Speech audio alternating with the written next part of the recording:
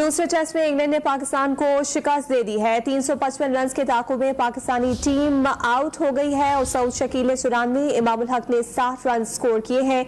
England के Mark Wood ने शानदार बॉलिंग की। इंग्लैंड ने 3 मैचेस की सीरीज में 2-0 की नाकाबिले शिकस्त बरतरी हासिल कर ली है। 3 मैचेस पर मुश्तमिल ये टेस्ट सीरीज थी, जिसमें दूसरी सीरीज में भी इंग्लैंड को बरतरी हासिल हुई है और इंग्लैंड ने पाकिस्तानी टीम को शिकस्त दे दी है। मेहमान टीम को 3 मैचेस की सीरीज में 2-0 की फैसला कुन बरतरी हासिल हो गई है।